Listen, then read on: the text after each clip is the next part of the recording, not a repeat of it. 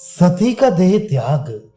मार्कंडे जी बोले, तब पुत्रों को नष्ट हुआ सुनकर इस चिंता से कि प्रजाओं की सृष्टि कैसे करूं, परम धार्मिक दक्ष व्याकुल हो उठे।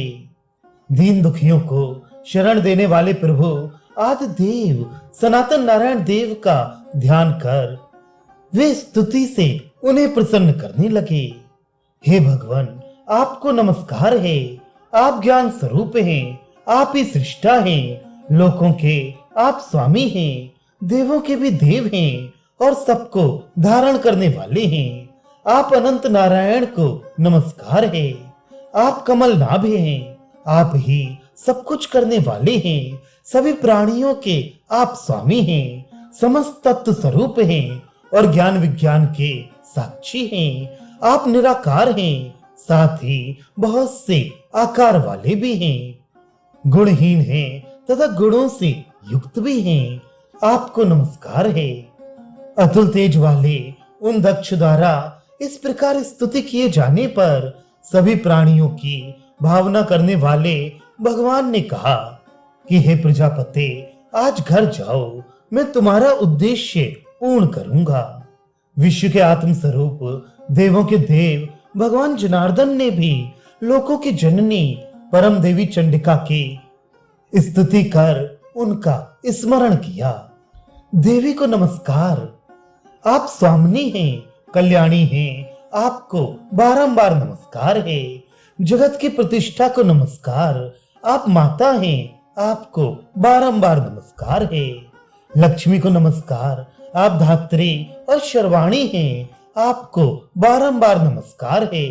देवी को नमस्कार। आप सिद्धि हैं, आप रिद्धि हैं, आपको बारंबार नमस्कार है।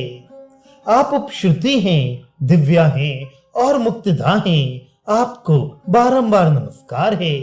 मुक्तिदा को नमस्कार। आप आयुदायिनी हैं, आपको बारंबार नमस्कार है। सरस्वती को नमस्कार। आप जगदम्बिका हैं, आपको नमस्कार है।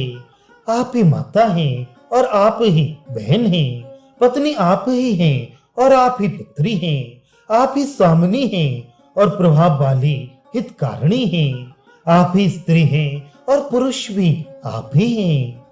इस प्रकार उन जनार्दन द्वारा स्तुति किए जाने पर देवी स्वभाववश बोली, हे जनार्दन, मैं प्रजापति की पुत्री बनूंगी और सती नाम से प्रसिद्ध होंगी।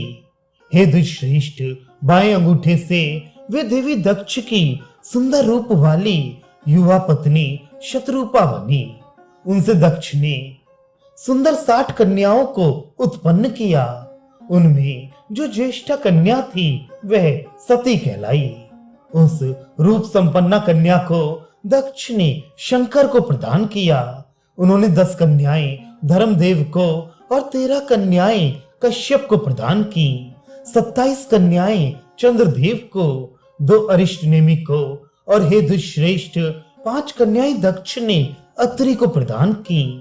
हे मुनि श्रेष्ठ, फिर उन्होंने 2 कन्याएं हरि को प्रदान की।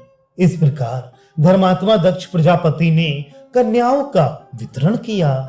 हे ऋषि विप्र, तब सब प्राणियों के कल्याण में तत्पर दक्ष ने पत्नी सहित शंकर को छोड़कर सभी पुत्रियों और जमाताओं को आमंत्रित कर यज्ञ किया।